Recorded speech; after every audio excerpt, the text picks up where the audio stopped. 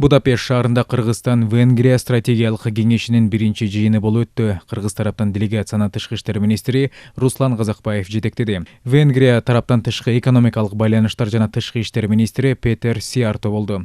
Стратегиялык кеңештин жыйынынын жүрүшүндө Кыргызстан менен Венгриянын тышкы иштер министрлери штаб-квартирасы Бишкек шаарында жайгашып, Венгрия Кыргыз өнүктүрүү фонду иштеп баштагандыгы жана анын уставдык капиталы $50 миллион чейин акырындык менен толукталып баштагандыгы жөнүндө расмий жарыялашты.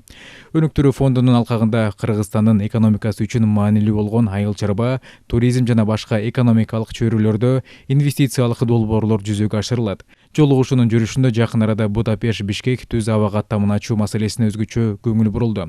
Бул Кыргызстандын инвестициялык жана туристтик дараметин андан ары өнүктүрүү үчүн абдан маанилүү. Тараптар соода-экономикалык кызматташуу боюнча Кыргыз-Венгер өкмөттөр аралык комиссиянын ишин талкуулашты. Анын кезектеги жыйыны үстүбүздөгү жылдын 2-3 ноябрында Будапешт шаарында өткөрүүгө пландаштырылган. Ошондой эле Кыргызстан менен Венгриянын ортосундагы ишкердик кеңешинин алкагындагы ишин талкуулашты.